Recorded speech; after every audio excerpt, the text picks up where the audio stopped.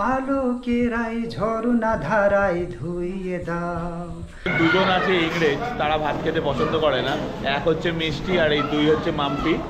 এইটা হচ্ছে আজকে আমাদের মাম্পির লুক। এই যে সব সেজে গুজে রেডি। এটা যে আমার বউ আমি নিজেই চিনতে পারছি না, এত সেজেছে।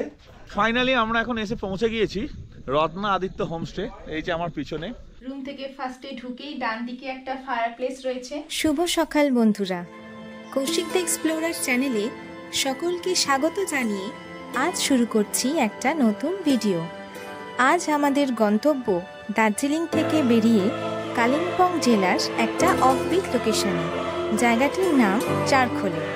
এটি দার্জিলিং থেকে প্রায় 65 কিলোমিটার দূরে অবস্থিত। পথেই আমরা ঘুরে নেব মংপুর, রবীন্দ্রনাথ ঠাকুরের বাংলো বাড়ি, এবং জেনে নেব এই বাড়ির সাথে রবীন্দ্রনাথ ঠাকুরের জড়িত কিছু স্মৃতির কথা। এরপর আপনাদের নিয়ে যাব পানবু ভিউ পয়েন্ট, যেখান থেকে তিস্তা নদীর এবং করোনেশন ব্রিজের একটা সুন্দর দৃশ্য আপনাদের দেখাবো। একদম শেষে থাকছে চারখোলের সেই বিখ্যাত রত্না আদিত্য হোমস্টে। তাহলে আর দেরি কিসের, চলুন ভিডিওটি শুরু করা যাক। শেষ পর্যন্ত দেখার অনুরোধ রইল। Good morning from Darjeeling. আমরা এখন রয়েছি অনুত্রি হিল রিসর্ট হোটেলে। আর এখন ঘড়িতে টাইম হয়েছে কিন্তু 6:15।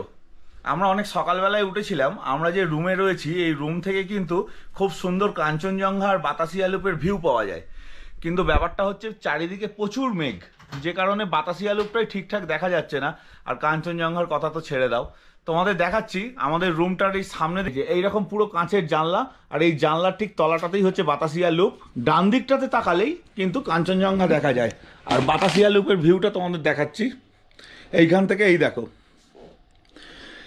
এই যে তলাটায় এইটাই হচ্ছে বাতাসিয়া লুপ। টয় ট্রেনগুলো এইরকম এসে এই জায়গা দিয়ে এরকম ঘুরে বেরিয়ে যায়। আর এই টোটাল ভিউটা হচ্ছে রুম থেকে এইরকম। কিন্তু এই সাইডে যে কাঞ্চনজঙ্ঘাটা দেখা যায়, এদিকটা প্রচুর মেঘ রয়েছে, যে কারণে কিছুই দেখা যাচ্ছে না। আমরা এখন চলে এসেছি, এটা হচ্ছে বাতাসিয়া রেস্টুরেন্ট, মানে আমাদের যে অনুত্রি হোটেল তার রেস্টুরেন্টের নাম হচ্ছে বাতাসিয়া। তো এখানে আজকের দিনের আমাদের ব্রেকফাস্টটা ছিল কমপ্লিমেন্টারি, আর ব্রেকফাস্টে তো রয়েছে অজস্র মেনু।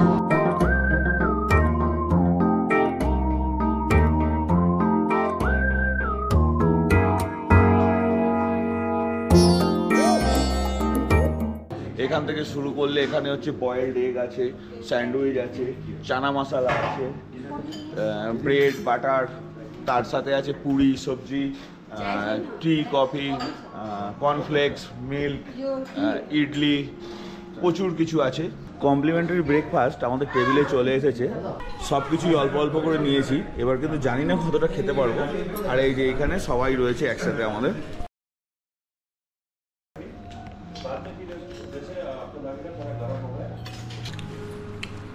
তো এখন আমরা ব্রেকফাস্ট করতে বসে গিয়েছি, দেখা হচ্ছে ব্রেকফাস্ট করার পর।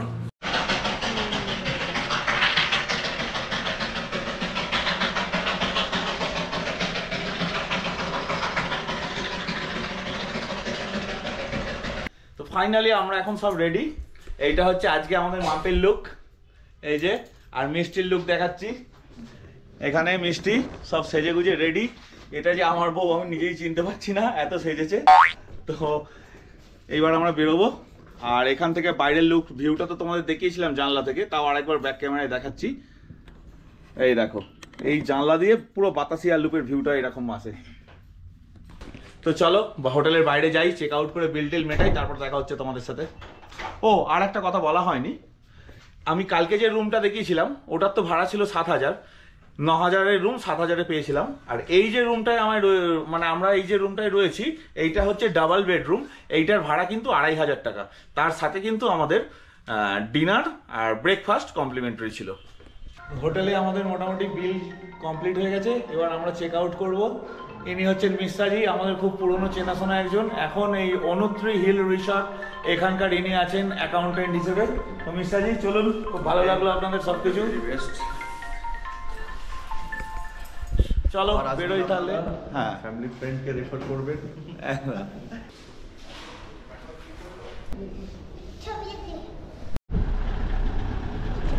অনুত্রি হিল রিসর্ট থেকে আমরা বেরিয়ে যাচ্ছি। আর এখান থেকে বেরোবার রাস্তাটা কিন্তু অদ্ভুত, প্রচন্ড টাফ রাস্তা, দেখাচ্ছি তোমাদের।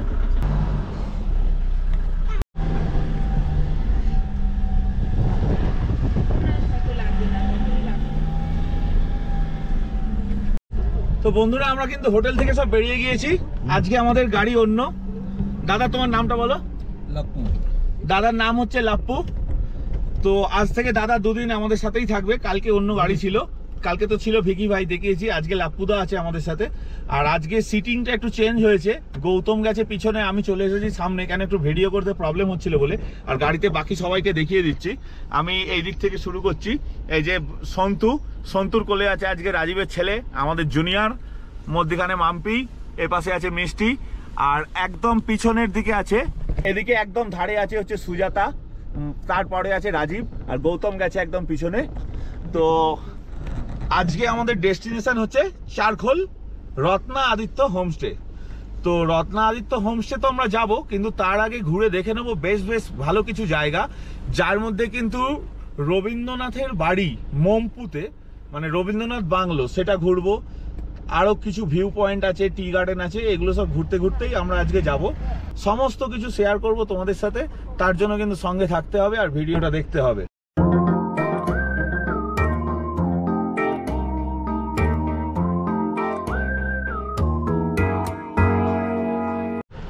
আমরা অনুত্রি হিল রিসর্ট থেকে বেরিয়ে 2 কিলোমিটার মতো এসেছি, তার মধ্যে কিন্তু পড়েছি প্রচণ্ড জ্যামের মুখে। এই যে পাশে আমাদের গাড়ি যাচ্ছে আস্তে আস্তে, আর এই পিছনে হচ্ছে লম্বা জ্যাম, আর সামনেটাও তোমাদের দেখাচ্ছি।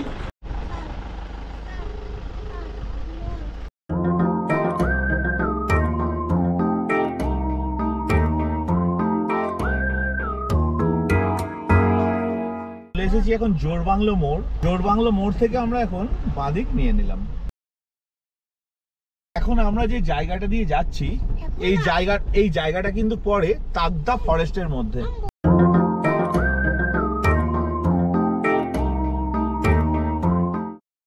আমরা ডান দিক হয়ে গেল, আবার বাঁ দিক আসছি, বাঁ দিক থেকে আবার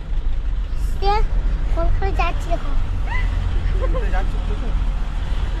ওই তো ঠাকুরা কোথায় যাচ্ছি বলা, রবীন্দ্রনাথ ঠাকুরের বলো। আমরা এখন যাচ্ছি রবীন্দ্রনাথ ঠাকুরের বাংলোতে। আমি যাচ্ছি রবীন্দ্রনাথ ঠাকুরের বাংলোতে। টাটা, সবাই লাইক করে দেবে। টাটা, সবাই লাইক করতে হবে।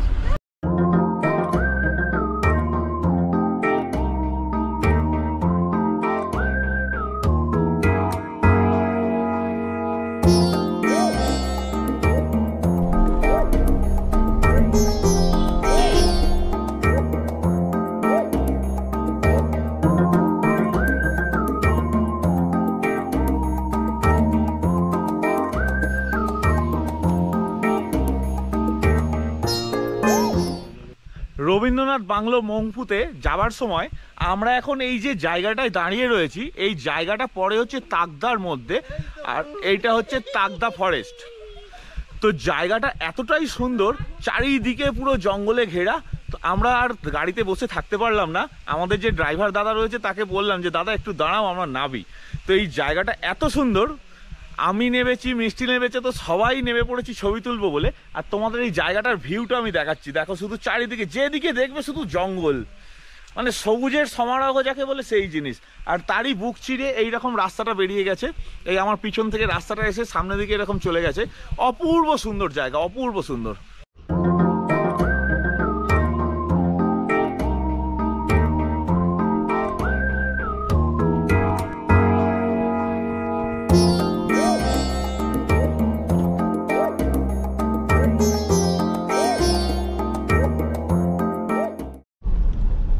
তো তাগদা ফরেস্ট রেঞ্জে আমরা যে দাঁড়িয়েছিলাম, আমাদের ছবি ভিডিও সব, মানে শুধু আমাদের বলতে কি সবাইকারই কমপ্লিট হয়ে গেছে। আবার আমরা গাড়িতে উঠে পড়েছি, এখন কিন্তু আর কোথাও দাঁড়াবো না। এরপর সোজা কিন্তু আমরা যাচ্ছি মংপু রবীন্দ্রনাথ ঠাকুরের বাংলোতে। আর তার সাথেও আরেকটা জিনিস আমরা দেখে নেব, কিন্তু অবশ্যই সেটা বাইরে থেকে, ভেতরে ঢুকতে পারবো না।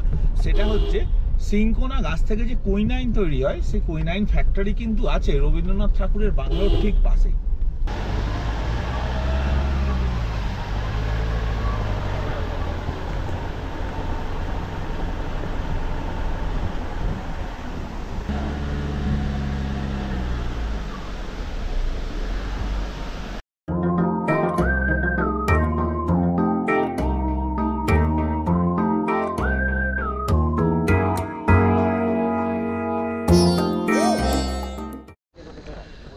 আমরা এখন চলে এসেছি রবীন্দ্রনাথ ঠাকুরের বাংলো।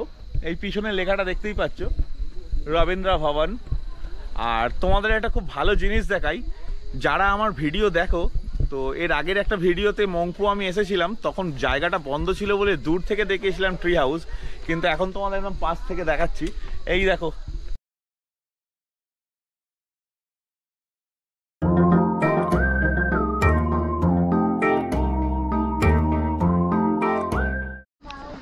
এই মুহূর্তে আমরা এখন চলে এসেছি, এই জায়গাটা হচ্ছে মংপু রবীন্দ্রনাথ ঠাকুরের বাংলো।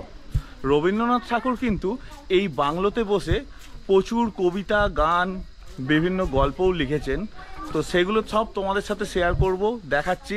আর এক ঝলকে তোমরা দেখে নাও বাইরে থেকে রবীন্দ্রনাথ ঠাকুরের বাংলোটা কীরকম দেখতে।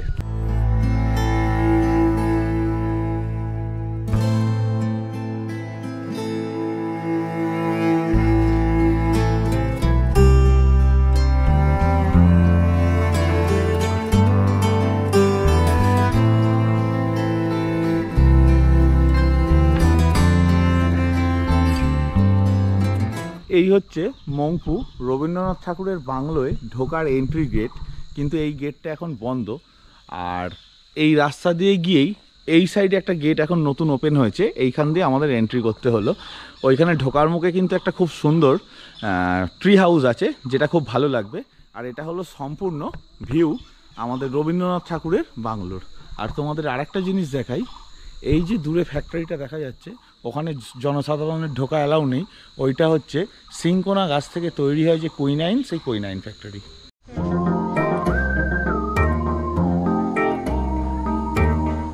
রায়শ্রী ঘোষ। কোথা থেকে এসেছো? তারকেশ্বর। তুমি? অস্মিতা ঘোষ। কোথা থেকে এসেছো? তারকেশ্বর। বাবা, দুজনেই তারকেশ্বর, দুই বোন নাকি? হ্যাঁ।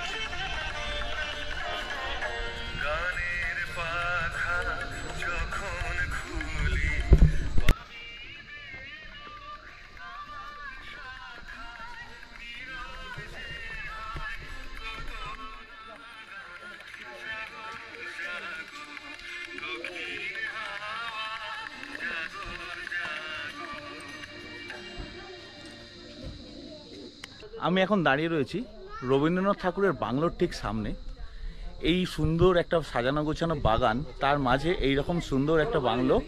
এইটা হচ্ছে বাংলোয় ঢোকার গেট বা দরজা। আর তার সামনে কিন্তু খুব বড় বাগান রয়েছে। এখানে রয়েছে পাইন গাছ থেকে শুরু করে বিভিন্ন বাহারি গাছ, যেগুলো দিয়ে খুব সুন্দর করে সাজানো গোছানো। এমনকি এখনো পর্যন্ত এটাকে মেনটেন করা হয় খুব ভালোভাবে। চলো ভেতরে, তারপর যদি ছবি তোলা অ্যালাউ থাকে তোমাদের সাথে সমস্ত কিছু শেয়ার করছি। মাই নেম ইজ কুশল। গুরুদেব টোটাল 4 বার এসেছিলেন, 1938, 1939 আর 1940। যখন গুরুদেব 4 বার ছিলেন, তো আগে এই চেয়ারে ছিল, আর এই চেয়ারের বসে গুরুদেব প্রাকৃতিক সৌন্দর্য উপভোগ করতেন, স্পেশালি মর্নিং অ্যান্ড ইভিনিং। আর যখন গুরুদেব প্রথমবার মংপু এসেছিলেন, তো সেই সময় উনি 2টি কবিতা লিখেছিলেন। That was his first poem in Mungpoo. তার মধ্যে একটি হলো মংপু পাহাড়ে আর camellia. And apart from that Mangpu Pahade and Camellia, he has composed several poems like Chele Bela, Sade Noita, Baso Badal, Bangla Bhacha Parischay, etc. etc. and Janmadin.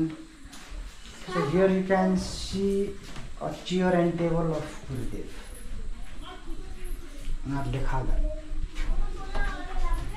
It was carved out by his own son Rotindra Nath Tagore. गुरुदेव के मुताबिक, गुरुदेव के design और गुरुदेव के concept मुताबिक उनका जो छेले था रतिनानाथ टेगोर का हाथ से बनाया हुआ चेयर एंड टेबल, और वह औषधि biochemic medicine. Apart from biochemic medicine, Gurudev never used to take allopathic and Ayurvedic. Always he used to prefer homeopathic medicine. So when he was here, he used to practice on those medicine and he used to solve those medicine for local people also. लेकिन पंचम बार नहीं आ पाया, इसीलिए as it is वैसे ही है। और ये है कलर पेंटिंग का वो जो ऑर्गेनिक कलर है, पत्ती और मट्टी से बना हुआ, और वो हशीरमुखी छवि, एंड ये है आपका creation of Tagore, Alpana art. Rabindranath ঠাকুরের বাংলো আমাদের ঘোরা কমপ্লিট। তো রবীন্দ্রনাথ ঠাকুরের জীবনী সম্বন্ধে এখানকারই কর্মরত কুশলজি ওনার জীবনী সম্বন্ধে কিছুটা বললেন এবং একটা রবীন্দ্রনাথ ঠাকুরের গান গেয়েও আমাদের শোনালেন। সমস্তটা আমি ক্যাপচার করেছি, শেয়ার করব তোমাদের সাথে।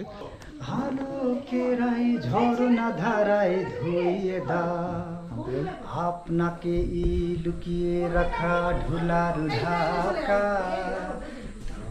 দাও, আলোকেরাই ঝরনা ধারায় ধুইয়ে দাও, যে জন আমার মাঝে জড়িয়ে আছে ঘুমের জালে, আজ এই সকলে ধীরে ধীরে তার কপালে, যে জন আমার মাঝে জড়িয়ে আছে ঘুমের জালে, আজ এই সকলে ধীরে ধীরে তার কপালে, এই অরুণ আলো সোনার কাঠি ছুঁয়ে দাও, বিশ্ব হৃদয় হতে ধাওয়া আলোয় পাগল প্রভাত হাওয়া,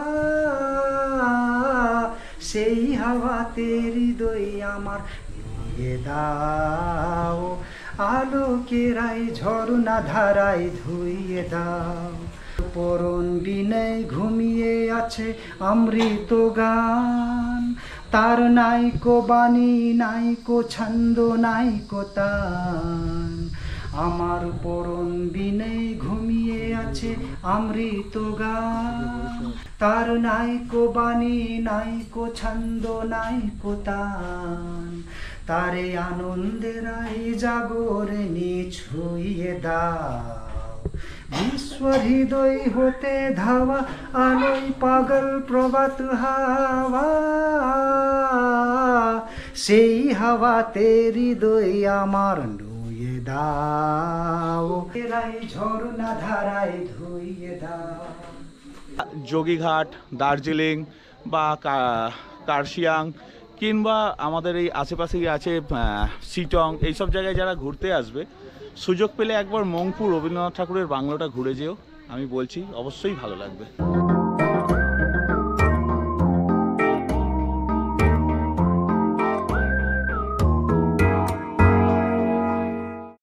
রবীন্দ্রনাথ বাংলো থেকে বেরিয়ে রাস্তায় যেতে যেতে আমাদের পেয়ে গেছে সবাইকারই একটু কম বেশি খিদে। সেই কারণে আমরা একটা রাস্তায় জায়গায় দাঁড়ালাম।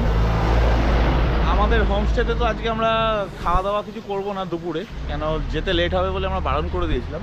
তো এখন আমরা এই হোটেল মহামার্গে ঢুকছি, এখানেই খাওয়া দাওয়া করব।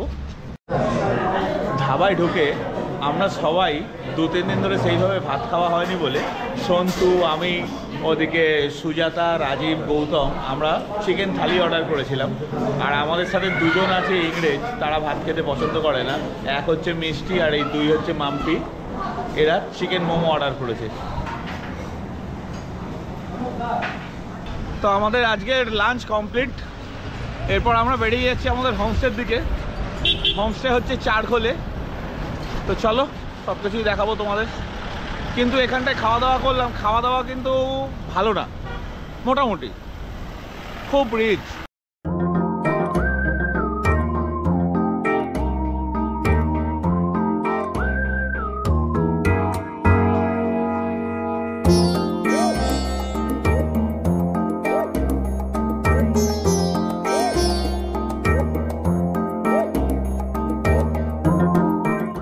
এখন ঘড়িতে টাইম হয়েছে কিন্তু প্রায় 5টা, আর আমরা চলে এসেছি পানবু ভিউ পয়েন্ট। এই ভিউ পয়েন্টটা অদ্ভুত সুন্দর, পাহাড়ের একদম ওপরে। কত হাজার ফিট উচ্চতা সেটা আমি এই মুহূর্তে বলতে পারছি না, কিন্তু ভালোই ওপরে। আর এখান থেকে কিন্তু একসাথেই দেখা যাচ্ছে আমাদের করোনেশন ব্রিজ এবং তার সাথে রেল ব্রিজ। চারিদিকটা অস্বাভাবিক সুন্দর, মানে মন ভরে যাবে।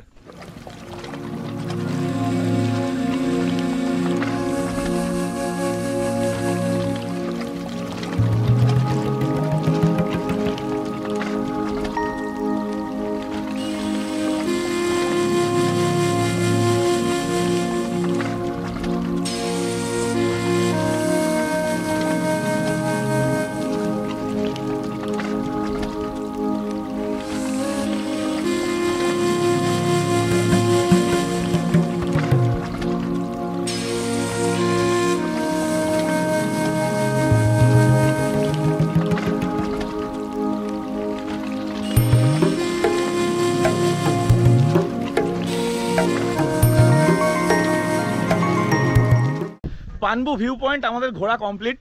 এবার আমরা বেরিয়ে যাচ্ছি। আজকে আর আমাদের কোনো সাইট সিন নেই, আমরা সোজা যাব কিন্তু হোমস্টেতে। আর এখন এই পানবু ভিউ পয়েন্টে কিন্তু ঢুকে গেছে মেঘ, চারিদিকে কিচ্ছু দেখা যাচ্ছে না। তো আমরা টাইমে কিন্তু ড্রোনটা উড়িয়েছিলাম, ভালো ফুটেজও পেয়েছি, শেয়ার করবো সব তোমাদের সাথে। তো চলো এখন রাস্তায় দেখা হচ্ছে। অন্ধকার হয়ে গেলে আর বেশি ভিডিও করব না, গোপ্রোতে আমার চার্জও বেশি নেই। চলো যতটা পারি তোমাদের সাথে দেখাবো, বাকিটা দেখা হবে কিন্তু হোমস্টেতে গিয়ে।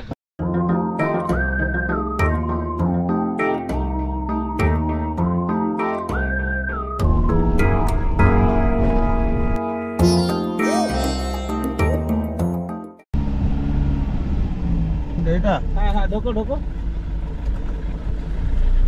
না না, সোজা যেতে হবে মনে হয়, সোজা এটা ঢুকলে হবে না, সোজা সোজা চল, সোজা। এই যে সোজাই মনে হচ্ছে। জিজ্ঞাসা করুন না না, সোজাই গিয়ে একদম রাস্তার উপরেই যাও। এইটা ঢুকলে তো সরুটা ঢুকে যাচ্ছে।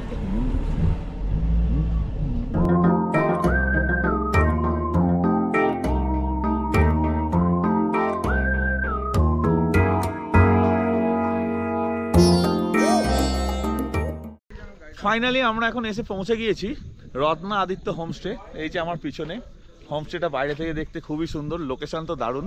আর এটা হচ্ছে চারখোলে, এই যে আমাদের গাড়ি। আর এখন তো চারিদিকে মেঘলা হয়ে রয়েছে, মানে মেঘ ঢুকেছে বলে। কাল সকালে যদি আকাশ ক্লিয়ার থাকে সব ভালো করে দেখাবো। তো এখন ভেতরে যাই।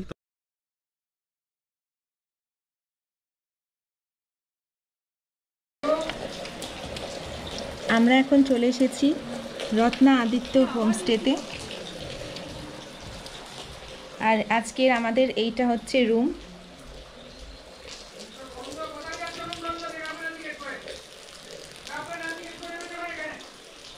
রুম থেকে ফার্স্টে ঢুকেই ডান দিকে একটা ফায়ার প্লেস রয়েছে। এখানে খুব ঠান্ডা পড়লে আগুন জ্বালিয়ে বসার ব্যবস্থা রয়েছে। তারপরেই রয়েছে একটা সোফা কাম বেড। এটা প্রয়োজন পড়লে টেনে বাড়ানোও যাবে, বেড হিসেবে ইউজ করা যাবে। আর তারপরে সামনে রয়েছে একটা লবির ভিউটা কালকে দিনের বেলায় দেখানো যাবে। এখন বাইরে বৃষ্টি হচ্ছে বলে দেখানো যাচ্ছে না। এই যে এর ভিউটা কাল সকালে দেখানো যাবে। আর লবির পাশেই হচ্ছে বাথরুম। বাথরুমটা পরিষ্কার পরিচ্ছন্নই আছে। একটা কোমোড রয়েছে, একটা বেসিন রয়েছে, আর যেরকম বালতি মগ থাকে নর্মালের মধ্যে পরিষ্কার পরিচ্ছন্ন আছে। বাথরুমের পাশেই রয়েছে একটা আয়না। আয়নার সামনেই রয়েছে চেয়ার টেবিল, এখানে বসে চা কফি খাবার দাবারও খাওয়া যাবে।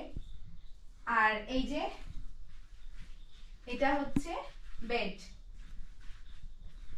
বেশ সুন্দর করে ডেকোরেশন করা রয়েছে ইন্টেরিয়ার। গুড ইভিনিং বন্ধুরা, এখন ঘড়িতে কিন্তু টাইম অনেকটা হয়ে গেছে, বাজে কিন্তু 11:15। আর আমরা তো ঢুকলাম এই রত্নাদিত্য হোমস্টেতে, দেখলে তখন কিন্তু ফুল একদম মেঘে ভরে উঠছিল। রুমে ঢোকার পর প্রচণ্ড বৃষ্টি এতক্ষণ চলছিল, বাইরে এখনও সব ভিজে। যে যার রুমে ছিলাম। এরপর এখন আমরা চলে এসেছি খাওয়া দাওয়ার টেবিলে। রাত্রিরে যে মেনু হচ্ছে ভাত আর রুটি, মানে যে ভাত খাবে ভাত, যে রুটি খাবে রুটি। আর তার সাথে হয়েছে এই যে এইরকম চিকেন,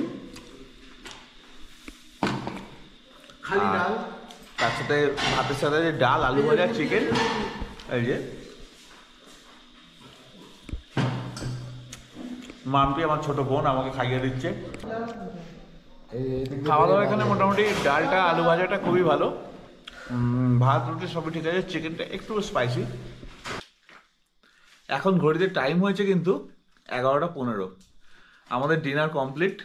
তো ডিনার করলাম সব একসাথে। ডিনারে বেশি কিছু ছিল না, কেন আমরা যে হোমস্টেটায় এসেছি এটা কিন্তু প্রচণ্ড ক্রাউড, মানে একটা রুমও ফাঁকা নেই। যে কারণে কিন্তু আমরা এক্সট্রা ফেসিলিটি কিছু পাইনি। আমাদের আজকে রাত্রে কিন্তু ডিনারে ছিল চিকেন কষা, ডাল, আলু ভাজা।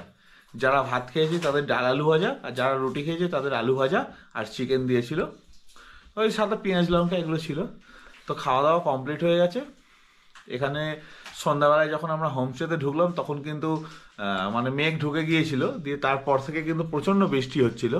এখনও বাইরে কিন্তু সমস্ত কিছু ভিজে। তো কাল সকালে যদি আমাদের ওয়েদার ভালো থাকে তাহলে কিন্তু তোমাদের টোটালটা দেখাবো। রাত্রে বৃষ্টির মধ্যে আর বেশি কিছু বেরোয়নি, শুধু রুম ট্যুর করিয়েছি। তাও রুমের যে ব্যালকনির দরজাটা ছিল ওটা খুললে কিচ্ছু দেখা যাচ্ছিল না, তাই দেখাতে পারেনি। রাত্রির অনেক হয়ে গেছে, খাওয়া দাওয়া আমাদের কমপ্লিট। এরপর আমরা কিন্তু একটু রেস্ট নিই, কাল সকালে উঠবো। কালকে কিন্তু আমরা যাব আবার একটা নতুন জায়গা, নতুন জায়গা না, জায়গাটা পুরনোই কিন্তু অনেক কম লোকেই যায়। জায়গাটার নাম হচ্ছে ঝান্ডি।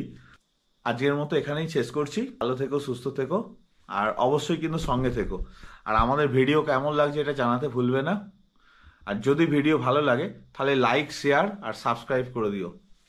চলো টাটা, গুড নাইট।